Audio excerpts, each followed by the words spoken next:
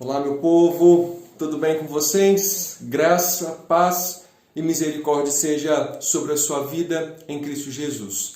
Quero convidar você nesse instante para adorar ao Senhor com o Salmo 96, quando o salmista diz: cantai ao Senhor um novo cântico, glória, majestade estão diante dele, força e formosura no seu santuário.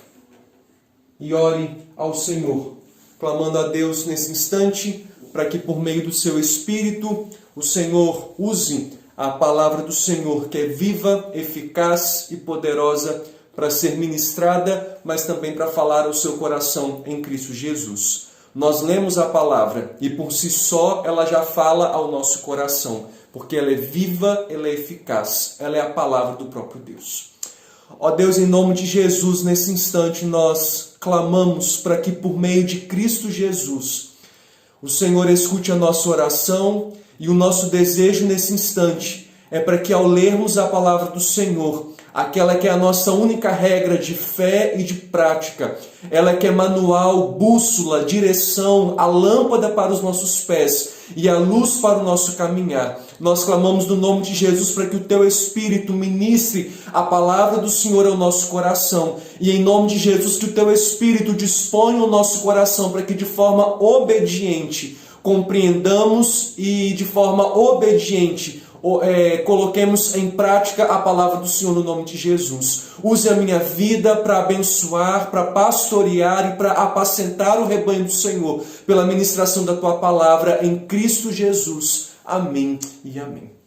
Quero compartilhar com você nesse instante do Evangelho de João, capítulo 21. Nós vamos ler do verso 1 até a primeira parte do verso 3. Capítulo 21 do Evangelho de João, Evangelho segundo João, quarto Evangelho das Escrituras, capítulo 21, do verso 1 até a primeira parte do verso 3. Embora a princípio leiamos apenas esses 3 versos, permaneça com as Escrituras aberta, lápis, caneta na mão e anote aquilo que o Senhor vai falar ao seu coração. E não feche as Escrituras, porque com o decorrer da palavra nós faremos o uso de outros versículos logo abaixo. Nos diz assim a palavra do Senhor: depois disto, tornou Jesus a manifestar-se aos discípulos junto do mar de Tiberíades, também conhecido como Mar da Galileia. E foi assim que ele se manifestou. Estavam juntos Simão Pedro, Tomé, chamado Dídimo, Natanael, que era de Caná da Galileia, os filhos de Zebedeu e mais 2 dos seus discípulos. Disse-lhes Simão Pedro: vou pescar. Disseram-lhe os outros: também nós vamos contigo. Quero chamar a sua atenção logo para o início do primeiro verso do capítulo 21. Depois disto, tornou Jesus a manifestar-se. Jesus já tinha aparecido como Cristo ressurreto, não mais como Cristo apenas encarnado, porque ele já tinha sido crucificado, sepultado, mas ele já tinha ressuscitado ao terceiro dia dos escombros daquele túmulo. E agora, de novo, novamente, tornou Jesus a manifestar-se aos seus discípulos. Muito diferentemente de nós, os discípulos de Jesus, eles tiveram o privilégio de contemplar, de visualizar, de enxergar com esses olhos carnais que eles tinham, de ver o Cristo ressurreto. E aí João então registra, depois destas coisas, depois porque Jesus já tinha aparecido aos seus discípulos, Jesus aparece a Maria Madalena, bem próximo ainda, lá no túmulo, quando a mulher não reconhece Jesus por alguns instantes. Maria Madalena acha que talvez seja um jardineiro e ela até estabelece um diálogo. Olha, se o Senhor souber para onde levaram o corpo do mestre, nos avise e fale conosco. E aí quando Jesus chama aquela mulher pelo seu nome, ela diz: Rabi, Rabone, mestre, és tu? Quando Maria ouve a voz do seu pastor, quando Maria ouve a voz do Cristo ressurreto, ela reconhece que é Cristo Jesus. Daí, por ordem do Messias, ela sai a anunciar de que a profecia, de que a palavra de Cristo havia de fato acontecido, de que ele tinha ressuscitado, de que o templo havia sido destruído, mas que ao passo do terceiro dia, em 3 dias, ele já havia reconstruído o túmulo, falando a respeito da sua ressurreição.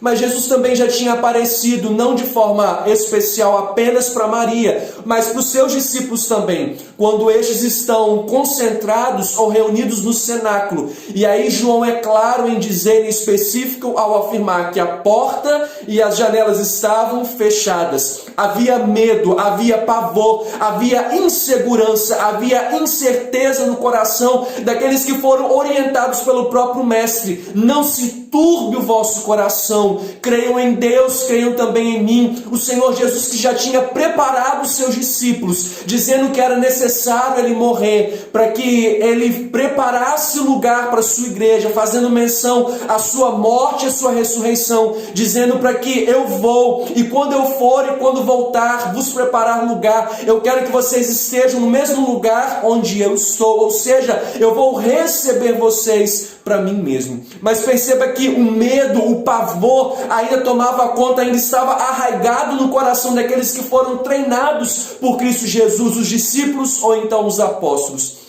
E aí Jesus, ele entra naquele cenáculo, como as portas e as janelas estão fechadas, Jesus aparece exatamente no meio, entre os seus apóstolos, e ele diz, Shalom, paz, ou seja, está tudo sob controle, a paz, tudo permanece sob o cuidado das mãos do Todo-Poderoso. Por isso João 21 diz assim, depois disso, depois desses acontecimentos, já depois das manifestações do Cristo ressurreto, Jesus tornou a manifestar-se aos seus discípulos. Verso 2 diz assim, estavam juntos, preste atenção na quantidade de pessoas que estavam juntas, Simão Pedro, Tomé, Natanael, os filhos de Zebedeu, Tiago e João, e mais 2 dos seus discípulos.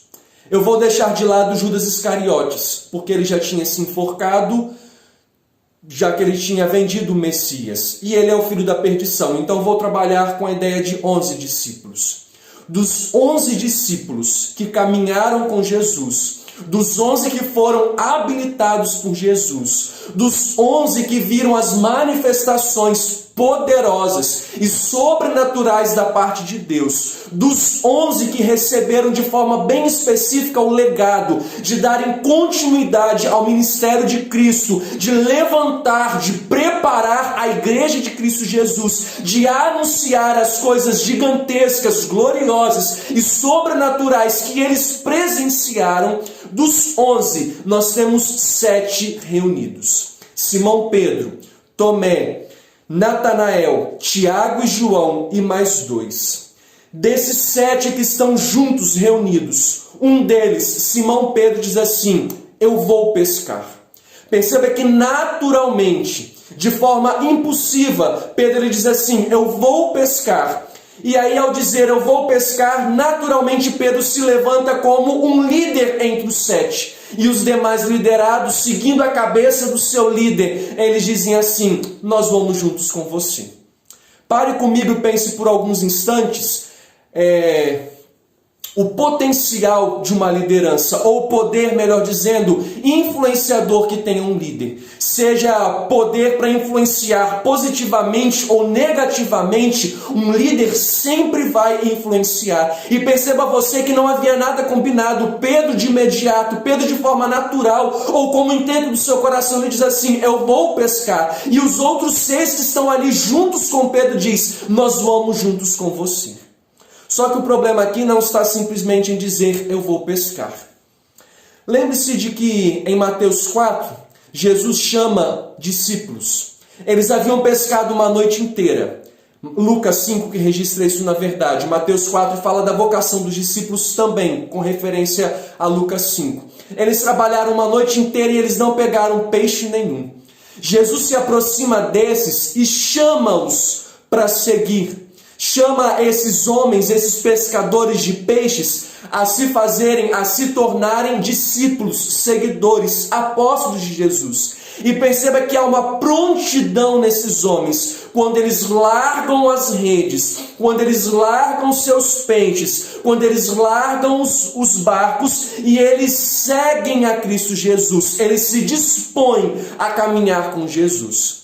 Só que esses que caminharam com Jesus, esses que há 3 anos atrás abandonaram os barcos e as redes, agora tomados pelo medo, tomados pelo pavor, tomados pela frustração, tomados pelas circunstâncias daquele dia, não focados na ressurreição de Jesus, mas ainda aprisionados, ainda parece que algemados no sepultamento, na crucificação, na morte de Jesus, tomados pela frustração, Pedro diz assim: eu vou pescar. E ao dizer assim, eu vou pescar, Pedro está dizendo assim: eu vou renunciar o meu ministério de discípulo, eu vou deixar a missão do discipulado, eu vou deixar de seguir a Cristo e eu vou retroceder, eu vou voltar a ser quem eu era antes, eu vou voltar para os meus barcos, eu vou voltar a pescar peixes no mar, eu vou voltar para o trabalho pesqueiro, eu vou voltar à minha antiga profissão. Perceba que Pedro não está dizendo assim: eu vou pescar por um hobby. Pedro não está dizendo assim: eu vou pescar para distrair a mente. Ou então eu vou pescar porque eu preciso de provisão, porque eu preciso de comida, porque eu tenho uma família a sustentar. Aqui dentro desse texto, Simão Pedro está dizendo assim, junto com seus contemporâneos. Primeiro é Pedro quem diz, mas os outros 6 acabam sendo, de certa maneira, influenciados, ou seguem a cabeça daquele que, de forma impossível, se tornou um líder entre eles. Eu vou pescar.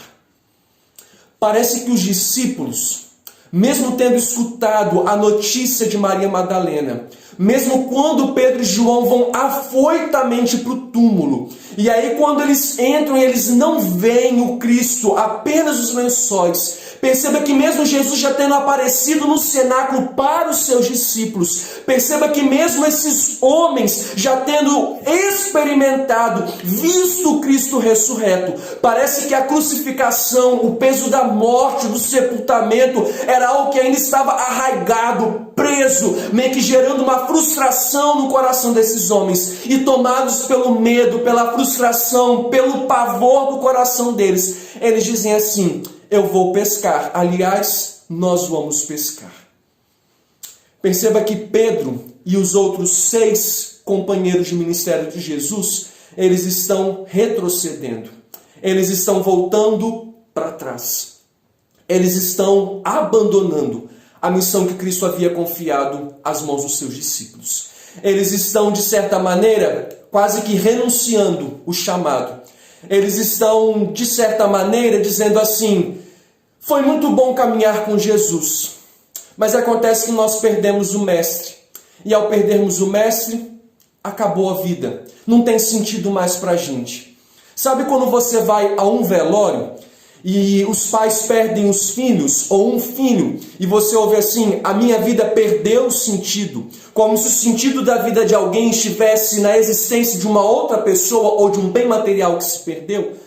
Jesus, aquele que dá sentido à nossa vida, ele já havia sido crucificado, morto e sepultado, mas ele já tinha aparecido aos seus discípulos. Mas os discípulos, volto a dizer, e preste atenção, eles estão muito inculcados e agarrados na crucificação, morte e sepultamento. E tomados pelo medo e pela frustração, eles retrocedem, eles voltam atrás, eles desviam do foco, eles mudam a visão, eles desviam o foco de manter o olhar firmado em Jesus, e eles voltam a viver atraídos pelos seus próprios interesses. E sabe qual é a consequência disso? Diz o texto, lá no verso de número 3, saíram e entraram no barco, e naquela noite nada apanharam. Eles pescaram, a exemplo de Lucas 5, de algo que há 3 anos já tinha acontecido. De novo eles pescaram uma noite inteira e eles nada apanharam. Sabe por que eles nada apanharam? Porque quando a gente retrocede, quando a gente abandona a vida com o Senhor, quando a gente sai da centralidade, quando a gente desvia o nosso olhar de Cristo, quando nós saímos do prumo espiritual, quando nós nos desviamos da presença do Senhor, quando nós paramos de buscar o Senhor pela palavra, pela oração, por jejum, quando nós deixamos de buscar o Senhor, de conhecer o Senhor, de temer a Deus, de viver para Deus, a nossa nossa vida, ela perde o sentido, ela sai do propósito, ela perde o seu foco, ela perde a sua finalidade, ela perde a sua existência, ela perde a essência de viver para a glória de Deus. Aliás, nós fomos criados para a glória de Deus, nós fomos resgatados por um alto preço, salvos em Cristo Jesus, para vivermos as coisas espirituais e não as coisas desse mundo. Daí, quando nós saímos do foco que é Cristo, quando nós abandonamos a Cristo, quando nós vivemos atraídos pelos interesses do nosso coração, quando a carne fala muito mais alta do que o Espírito,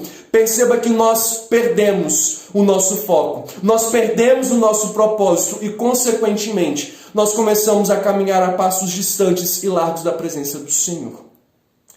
O exemplo de Pedro, o exemplo de Tiago, de João, de Natanael, de Tomé e dos outros 2 discípulos me fazem lembrar a vida do profeta Jonas, quando ele recebeu a ordem de Deus de ir para Nínive. Também tomado por medo, porque em Nínive era um lugar onde os profetas, onde os que proclamavam a palavra do Senhor chegavam vivos e saíam mortos, tomados pelo medo, Jonas decide ir para Tarsis. E aí o desfecho da história você sabe, com todo aquele naufrágio. Perceba que quando nós saímos do propósito, da vontade, quando nós desviamos o nosso olhar de Cristo, consequentemente, nós vamos sofrer, nós vamos colher por um tempo, enquanto a gente não voltar, um período de desgraças. Não porque o Senhor é punitivo, mas porque o nosso coração e a nossa vontade não estará em conformidade com a vontade do Senhor. Mas a despeito da atitude de Pedro e dos outros 6, eu chamo a sua atenção lá para o verso 5, quando Jesus vai aparecer aos seus discípulos. Preste atenção em 3 coisas que eu vou destacar dentro desse texto, em 3 palavras. Verso 5 de João 21 diz assim: perguntou-lhe Jesus: filhos, tendes aí alguma coisa de comer? Responderam-lhe: não. Perceba que Pedro, junto com os outros 6, eles se ausentaram do propósito de Deus. Eles se tornaram rebeldes àquilo que Jesus havia confiado às mãos deles. A missão, ao treinamento que eles haviam recebido de Cristo, de darem continuidade ao legado de Cristo. Jesus poderia aparecer a esses 7 homens dizendo assim: e aí, seus miseráveis? E aí, seus desgraçados? E aí, seus pecadores? Mas preste atenção, Jesus ele chega para os seus discípulos e ele diz, o que está na sua Bíblia? Filhos. Isso soa como ação de graça da parte do Deus Pai, Filho e do Espírito Santo sobre nós, que por diversas vezes nos tornamos rebeldes também, à semelhança desses homens, ao querer do Senhor. Perceba que Jesus, graciosamente, tendo todos os motivos para repreender a atitude daqueles homens, Jesus ele chega até aqueles homens e diz assim: filhos. Ou seja, vocês que são meus, vocês que têm parte comigo, vocês que tiveram os pés lavados lá naquele cenáculo, quando eu disse que era necessário apenas lavar os pés, porque de todo vocês já estavam limpos pela minha palavra. Perceba que Jesus agora chega para esses homens e diz assim: filhos. E chamar alguém de filho quer dizer assim: vocês são meus, vocês foram comprados, vocês têm o meu DNA, vocês têm as minhas características, vocês têm as minhas virtudes, vocês são exclusivamente meus. E aí Jesus diz assim de forma graciosa: filhos, ou acrescento talvez, meus filhos, vocês têm alguma coisa de comer? E comer aqui no grego quer dizer comer algo além do pão.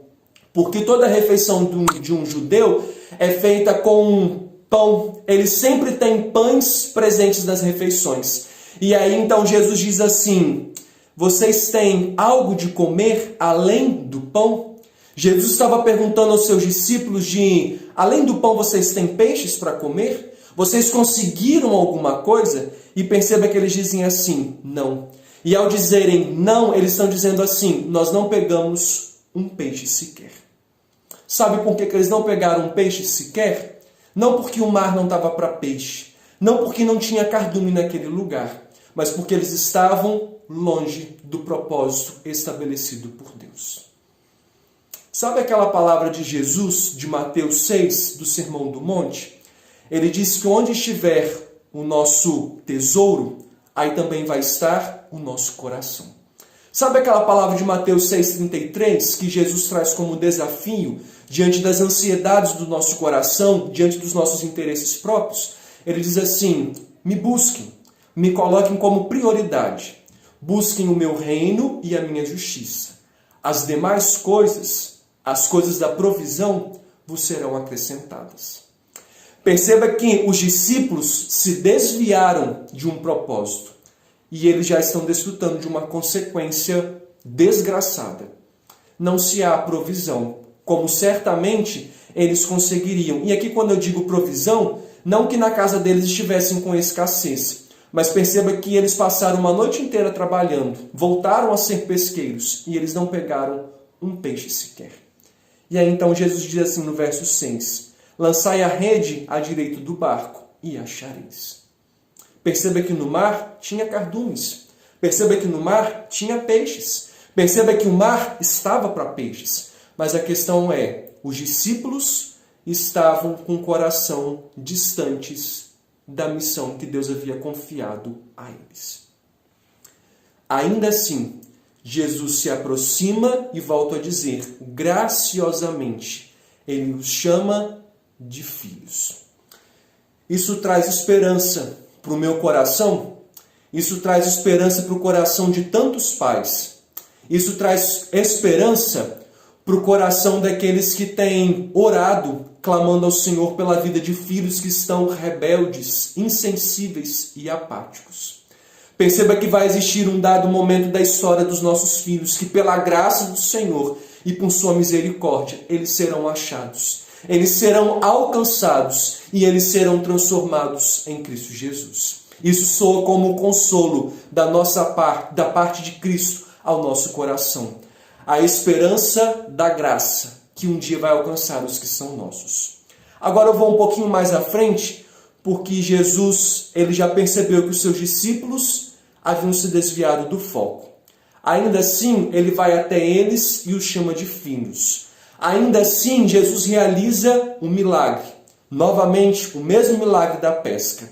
Os discípulos, eles chegam em terra e eles comem pães e peixes. E nenhum deles tem coragem de perguntar se realmente ele é o Cristo. Aliás, João já tinha percebido de que ele era Jesus. Mas os discípulos continuaram comendo silenciosamente. Penso eu que movidos pelo constrangimento e a vergonha. No verso 15 até o 17, nós temos assim um diálogo de Jesus direto com Pedro. Depois de terem comido, perguntou Jesus a Simão Pedro, Simão, filho de João, amas-me mais do que os outros? Ele respondeu, sim, Senhor, tu sabes que te amo. Ele disse, apacenta os meus cordeirinhos. Tornou a perguntar-lhe pela segunda vez, Simão, tu me amas? Ele respondeu, sim, Senhor, tu sabes que te amo.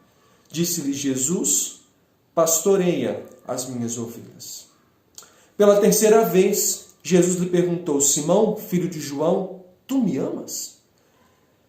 Pedro entristeceu-se por ele lhe ter dito pela terceira vez, tu me amas?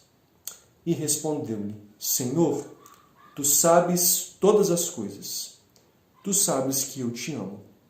Jesus lhe disse, apacenta as minhas ovelhas.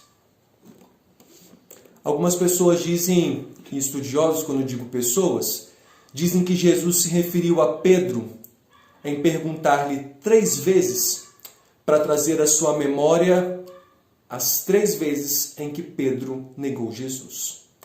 Uma criada disse que Pedro andava com Jesus e ele negou. Depois uma outra mulher, uma criada, vendo Pedro, disse que era um dos que estavam com Jesus. E ele disse que não era. Depois um dos soldados romanos disse assim, as suas vestes, a maneira como você se comporta, o seu linguajar, testemunha que você era um deles. E aí Pedro diz, eu não sou.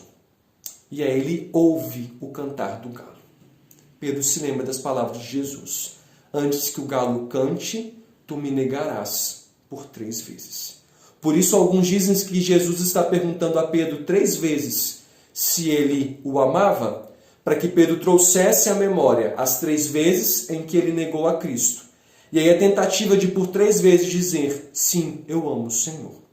Mas acontece que nas 2 primeiras vezes que Jesus pergunta a Pedro, tu me amas? No grego, existem 4 tipos de vocábulo para a palavra amor. Aqui nós temos 2, agapau e filéu. Jesus está dizendo assim, Pedro, tu me amas? E aí Jesus diz, agapau. Pedro responde assim, Senhor, tu sabes que eu te amo, filéu. Jesus está perguntando a respeito de um amor. Pedro está respondendo de uma outra forma. Jesus está perguntando assim, amor agapau. Pedro, você me ama mais do que esses outros, a ponto de morrer por causa de mim? Pedro, você me ama a despeito dos seus interesses? Pedro, você me ama independentemente das circunstâncias? Pedro, você me ama, custe o que custar? E Pedro diz assim, Senhor, filéu, o Senhor sabe que eu te amo. Pedro está dizendo assim, Senhor, eu gosto do Senhor, tu sabes que eu te amo, mas ainda não a ponto de morrer, agapau, pelo Senhor. Não a ponto de amar o Senhor acima dos meus interesses. E era a verdade, porque há pouco, juntamente com os outros 6, eles voltaram a pescar. E eles voltaram a pescar, não pela palavra do Senhor, mas movidos pelos interesses próprios. Por 2 vezes, Pedro é interrogado por Jesus, indagado se ele o ama. E por 2 vezes Jesus pergunta se ele o amava a ponto de colocar interesses, vontades e a própria vida acima de todas as coisas por amor a Cristo. E Pedro disse que ele ainda não estava pronto, ele não era capaz a isso. Daí Jesus então muda a sua pergunta quando ele diz filéu, assim como Pedro.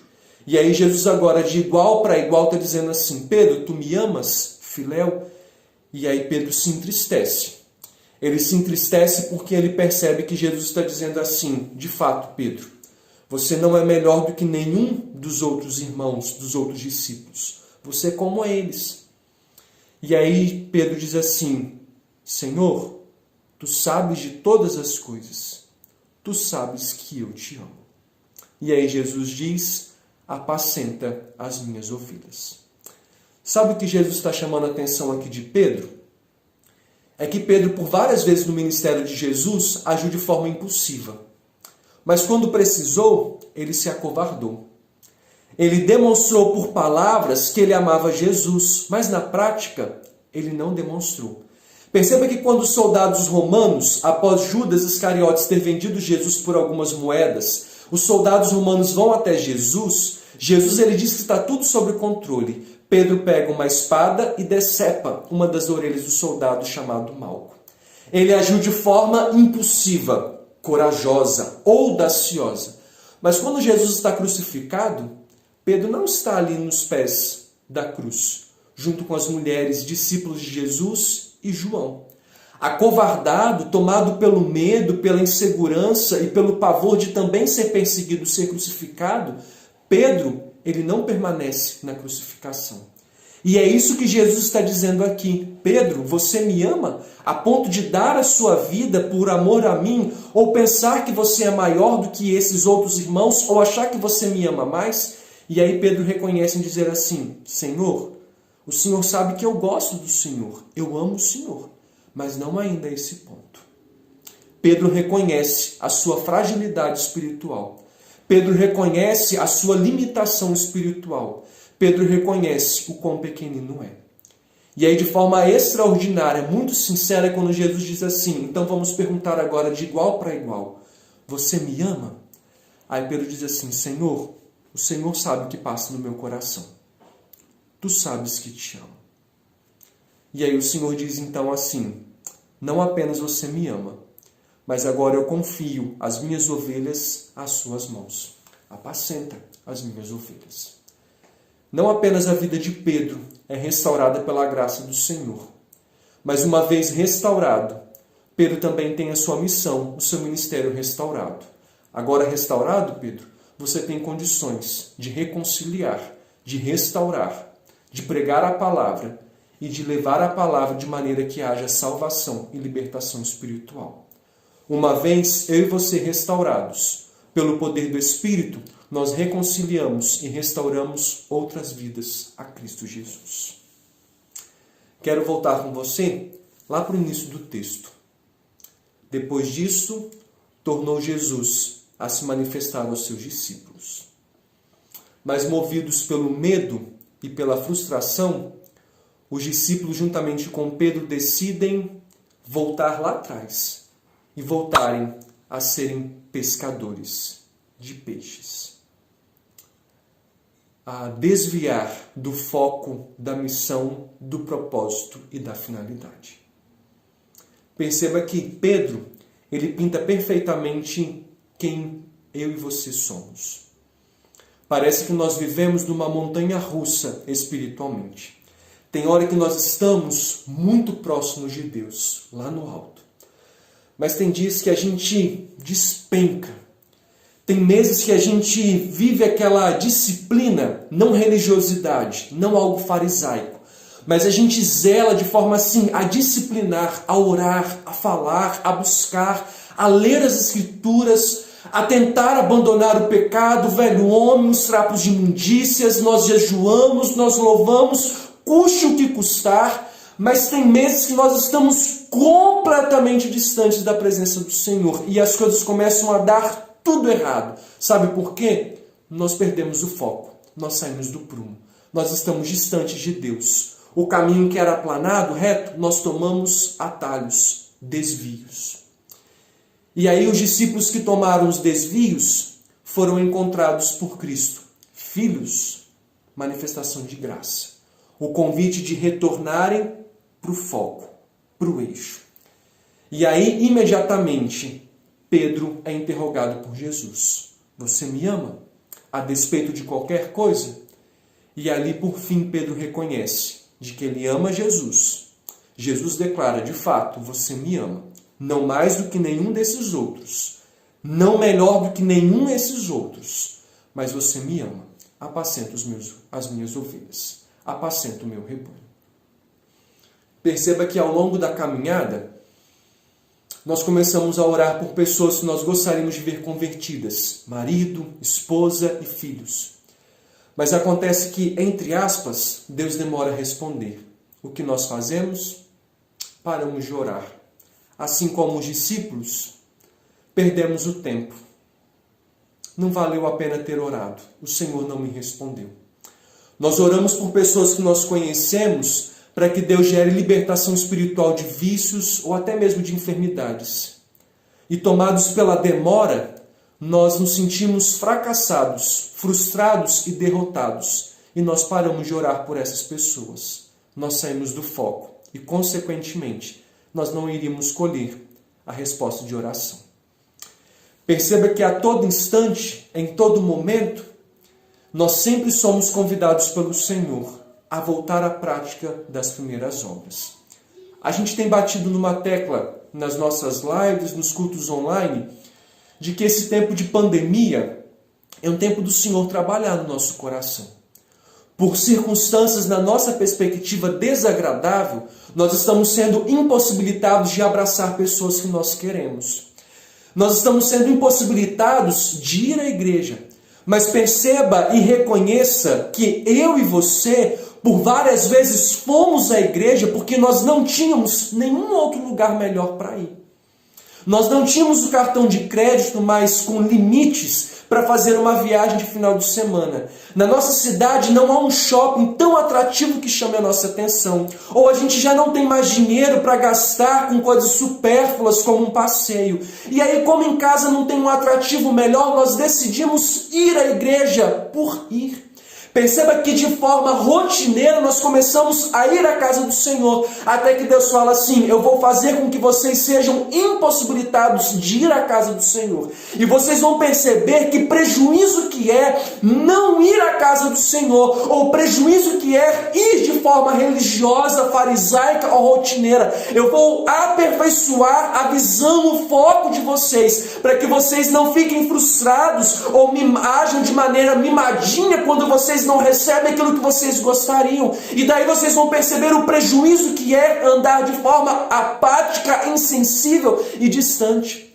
Perceba que nós passamos semanas, às vezes, sem ler as Escrituras, quando de forma pública, verbal, nós dizemos que a palavra do Senhor é a nossa única regra de fé e de prática.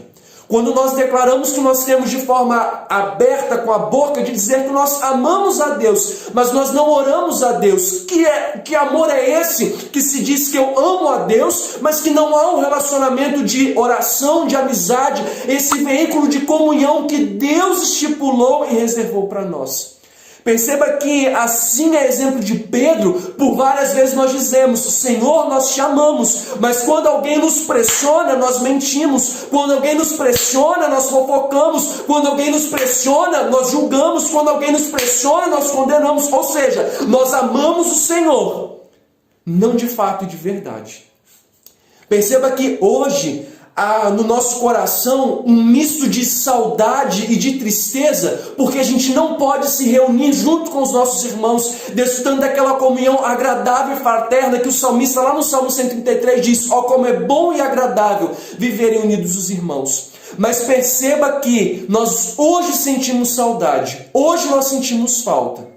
Infelizmente, não vai demorar muito tempo para que, vivendo nesse convívio, a gente comece a falar mal uns dos outros, a julgar uns pelos outros pela aparência ou pelos erros uns dos outros, quando que algum dia, ou quando é que algum dia eu e você podemos ou deveríamos agir como um tribunal ou de forma condenatória ou julgadora? Quem nos deu essa autoridade? Perceba que hoje há um misto de saudade, mas com o passar do tempo, infelizmente, de novo, nós vamos relaxar. Nós vamos começar a falar mal uns dos outros, nós vamos invejar uns dos outros por aquilo que têm. Perceba, as Escrituras está sempre nos chamando a uma reconciliação, uma restauração. E perceba que isso é sempre de forma graciosa. Verso 5, filhos.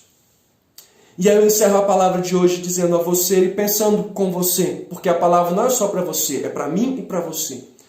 Quais são as coisas que eu e você ainda precisamos de consertar? O que nós estamos fazendo lá atrás? Quando eu digo lá atrás, eu não estou dizendo a palavra de Apocalipse de voltar à prática das boas obras que nós deixamos lá atrás. Como ler as Escrituras, como orar, como culto doméstico, como culto dominical, o zelo pela escola bíblica dominical, a alegria de estar na casa do Senhor. Não é disso que eu estou dizendo. Eu estou dizendo que nós colocamos outras coisas, interesses próprios, que tomaram a prioridade, que ocuparam o lugar de Deus. Eu estou dizendo de coisas que nós resgatamos e que nós não deveríamos resgatar porque elas tomaram o lugar de Deus. Quer ver um exemplo muito prático? A gente sempre diz isso também nos nossos cultos dominicais. Alguns, nós, porque eu não vou incluir nós porque eu não fiz isso. Graças a Deus por sua misericórdia sobre a minha vida. Não é soberba, mas nisso eu sou zeloso mesmo com o Senhor, confesso que sou. Mas quantos deixam de dar o dízimo, um princípio, uma ordem, uma obediência, por comprar um carro novo, por pagar o aluguel, por tomar um sorvete, por comprar uma roupa nova ou apenas por negligência a um princípio da palavra de Deus? É isso que Pedro fez. Vou pescar, eu estou retendo, eu estou voltando a uma prática onde eu não deveria retornar, uma prática que eu estou estabelecendo que eu não deveria viver. Perceba que ao invés de irmos à igreja num domingo à noite, quando a gente já teve o domingo, o o dia todo para a gente descansar em família, nós ocupamos esse lugar para ficar assentados na frente da televisão, porque nós estamos cansados, porque durante o dia inteiro a mulher teve que limpar a casa e o marido ficou vendo futebol e as crianças ficaram brincando. Perceba em quantas coisas que nós estamos buscando como quinquilharias e elas estão tomando a centralidade, o foco, o lugar de Deus. Daí nós estamos vivendo tempos onde o propósito, a finalidade de viver para a glória de Deus, de sermos usados pela glória do Senhor, está sendo deixado a segundo plano. Por isso hoje a palavra de Deus traz para nós, de forma graciosamente, um retorno, uma restauração, uma reconciliação, que é o que nós encontramos quando Jesus diz: filhos. O pastor foi atrás da ovelha perdida, deixou as 99 e foi atrás. O Senhor tem desejado nesses últimos dias trazer vinho novo para nós, mas o vinho novo só pode ser posto em odres novos. Enquanto você reflete na palavra do Senhor ainda nessa noite, eu queria cantar um louvor nesse instante, que nos leva a pensar e a declarar de que nós queremos abandonar aquilo que nos distancia da presença do Senhor.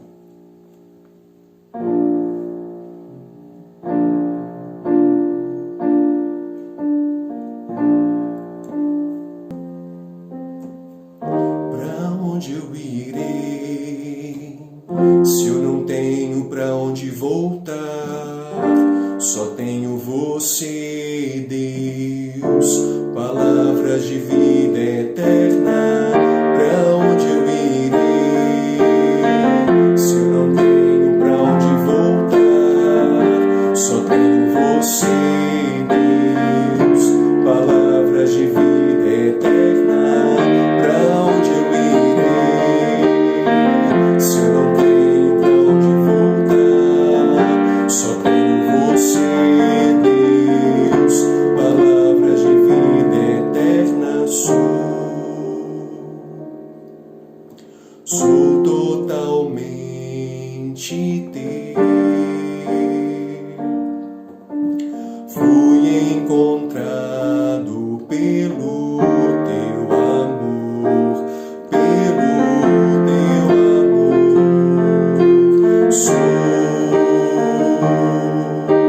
Sou totalmente teu.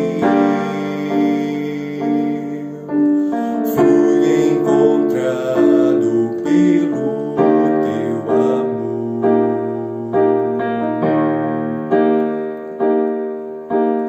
Fui contemplado em ser com você, ser com você, em ser com você, em ser com você, em ser com você, em ser com você.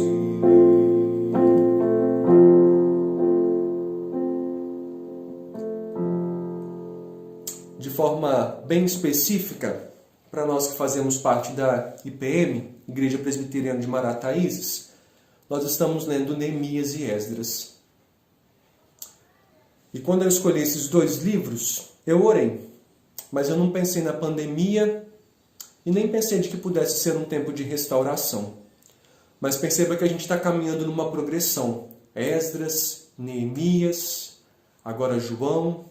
Há poucos dias falamos de Marta e de Maria, sobre prioridade.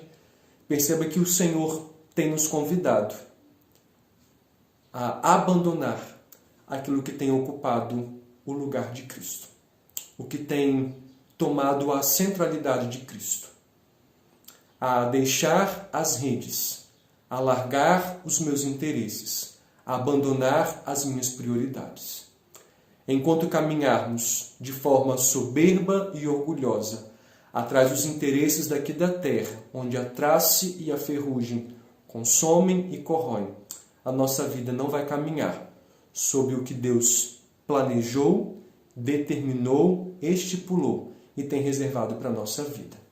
Alguém disse assim: quanto mais fixamos o olhar em Cristo, menos tempo perdemos com as distrações da caminhada. Não é tempo e não é hora da gente voltar a pescar. Custe o que custar. É tempo da gente caminhar sob a graça de Deus. É tempo de restaurar relacionamento com o Senhor. Feche os seus olhos.